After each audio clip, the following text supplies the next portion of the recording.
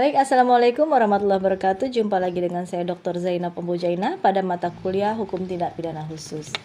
Pada pertemuan hari ini, kita pertemuan 11, tapi sebelumnya saya akan sedikit mengulas tentang pertemuan ke-10 yang sudah kita bahas pada pertemuan yang lalu tentang tindak pidana terorisme, di mana Undang-Undang Terorisme diatur dalam Undang-Undang Nomor 15 Tahun 2013 bahwa klasifikasi terorisme di dalam pasal 6, orang yang dengan sengaja menggunakan kekerasan atau ancaman kekerasan yang menimbulkan korban yang bersifat massal dengan cara merampas kemerdekaan atau hilangnya nyawa atau harta benda orang lain atau mengakibatkan kerusakan atau kehancuran terhadap objek vital yang strategis atau lingkungan hidup atau fasilitas publik maupun fasilitas internasional dapat dipidana dengan pidana mati atau penjara seumur hidup atau pidana penjara paling singkat 4 tahun dan paling lama 20 tahun.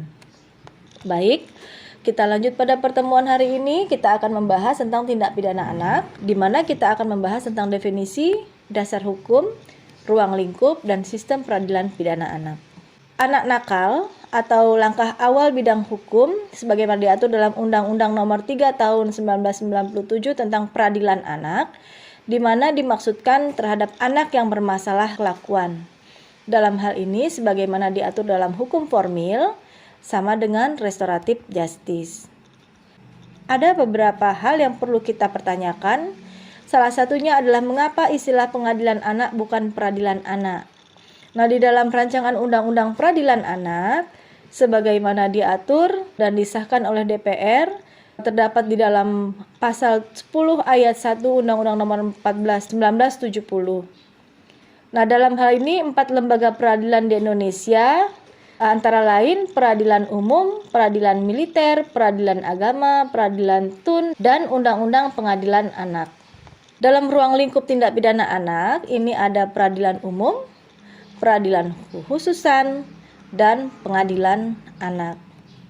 Hubungan antara undang-undang peradilan anak dengan KUHP dan KUHAP antara lain secara material dan secara formil ini masuk dalam klasifikasi azas lex specialis derogat lex generalis, di mana aturan peralihan undang-undang peradilan anak atau ADPER bagaimana diatur dalam undang-undang peradilan anak dan KUHP terdapat dalam bab 8 tentang ketentuan penutup pasal 67 pada saat memulai berlakunya undang-undang ini, maka pasal 45, pasal 46, dan pasal 47 KUHP dinyatakan tidak berlaku lagi.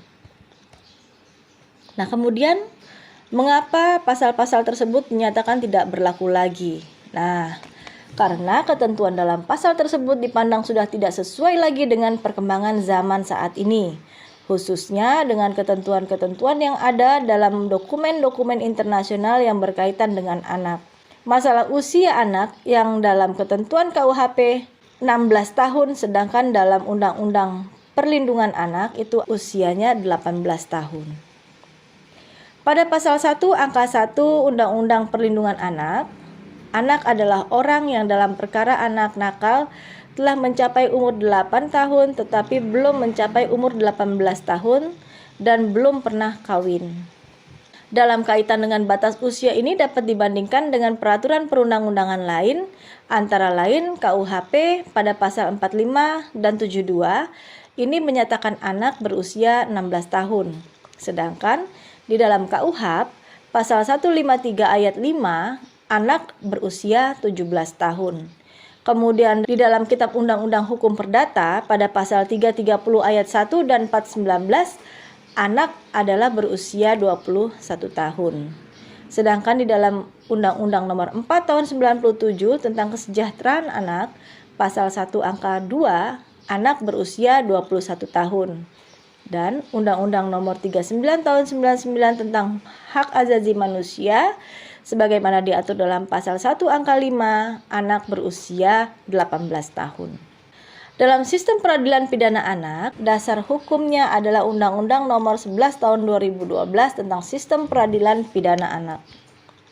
Sistem peradilan pidana anak sebagaimana diatur dalam pasal 2, sistem peradilan anak dilaksanakan berdasarkan azas perlindungan, keadilan, non-diskriminasi, kemudian kepentingan terbaik bagi anak, penghargaan terhadap pendapat anak, kelangsungan hidup dan tumbuh kembang anak, pembinaan dan pembimbingan anak, proporsional, perampasan kemerdekaan dan pemidanaan sebagai upaya terakhir dan penghindaran pembalasan.